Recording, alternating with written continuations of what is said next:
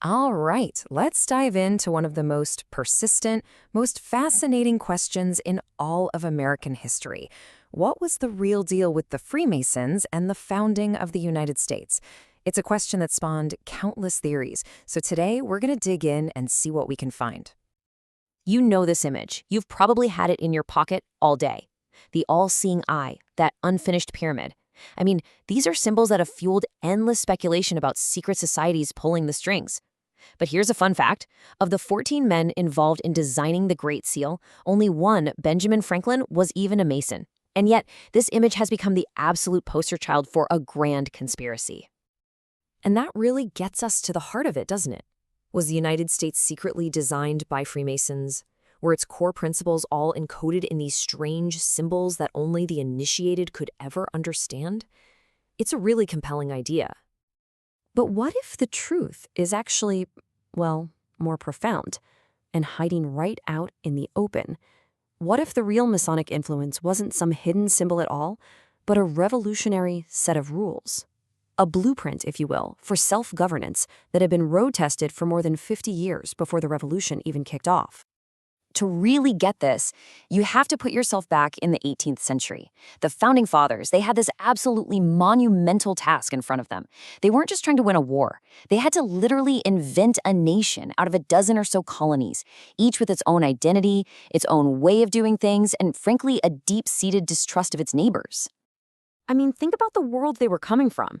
It was defined by these rigid class systems. Information was completely controlled by the nobility and the church. You had state-mandated religion and kings who ruled by divine right. Now, the Enlightenment was starting to challenge all that, sure, but these ideas about reason and liberty, they were still pretty much just ideas on paper. So the founders, they needed more than just philosophy. They needed a practical working model, a blueprint for how a bunch of diverse people could actually govern themselves without a king, without a state church, and without the whole thing just falling into total chaos. They needed a kind of laboratory where the ideals of democracy had already been tried and tested. And you know what? Many of them had one, because they were active members of an organization that had been doing exactly that for decades, the Freemasons. And the blueprint they were using wasn't hidden in some secret ritual. It was published in a book for anyone to read back in 1723. It was called Anderson's Constitutions. So what was this document exactly? Well, it was basically the official rulebook for the newly formed Grand Lodge of England. But it laid out a system of governing that was, for its time, completely revolutionary. It was literally a design for a society built on tolerance, on elections, and on the rights of the individual. Let's start with this first principle, which tackles what was maybe the most explosive issue of the day, religion. You gotta remember, this was an age of holy wars and state-enforced faith, and into that world, Anderson's Constitutions drops this radical idea: that men should unite around some basic shared morality and just leave their specific religious opinions to themselves. In effect, it's one of the earliest arguments for religious freedom. Okay, then there's the question of power. The Masonic blueprint doesn't have any kings or hereditary rulers. Instead, it says that the leaders, the master and wardens of a lodge, are representatives. They're elected by the members, and their job is to speak for the members. That right there, that's the very core of representative government. And this might be the most radical idea of them all. In the 1720s, your right to have a say in anything was determined by who your father was, how much land you owned, your social status. But inside the Masonic Lodge, one man, one vote. The vote of a rich merchant counted for exactly the same as the vote of a baker. Every single member had an equal say. For that time, that was an absolutely earth-shattering concept. So, here's the million-dollar question. How did these principles, which were being practiced for decades inside these private lodges, make their way into the founding documents of the United States? Let's follow that trail from the Masonic Lodge right into American law. This timeline really shows you a clear progression, right? For over 50 years, these Masonic principles of self-government were spreading and taking root in the colonies.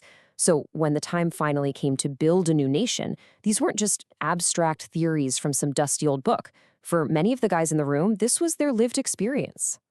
And just look at this, side by side. The parallels are just undeniable. On the left, you've got the language from the Masonic Constitution from 1723, and on the right, the language of the U.S. Constitution and the First Amendment written decades later.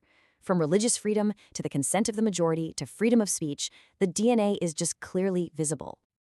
And this wasn't some cosmic coincidence, with these ideas just floating in the air. We know for a fact that at least 13 of the 39 men who signed the U.S. Constitution were Masons. We're talking George Washington, Benjamin Franklin, the first Grand Masters of 3 different states. These guys weren't just inspired by these ideas, they were living them in their lodges every month. But, and this is a really important but, it's crucial to understand that the Masons weren't some single-minded political conspiracy. The reality on the ground was way more complicated. And just like the new nation itself, Freemasonry often failed to live up to its own high-minded ideals. For example, you had Masons on both sides of the revolution. Patriots like Dr. Joseph Warren saw their Masonic ideals as a call to fight for liberty. But then you had devout loyalists like Joseph Galloway, who was actually a close friend of Franklin's. He interpreted his Masonic duty to mean he should remain a peaceable subject to the king. So the lodge was a space for debating ideas, not some command center for a revolution. And the fraternity's ideals of equality often ran smack into the prejudices of the time. Just take the incredible story of Prince Hall. He was a free black man, an abolitionist in Boston, and he was initiated into an Irish military lodge. But when he and his brothers asked the local white Masons for a charter to form their own lodge, they were rejected. But Hall didn't give up. He went directly to the Grand Lodge of England, got his charter in 1787, and founded a proud independent branch of Masonry that is still thriving today. His story is a powerful testament to the appeal of these ideals, even when the people promoting them failed to practice them. So, when you boil it all down, the true Masonic legacy isn't really found in secret symbols on a dollar bill.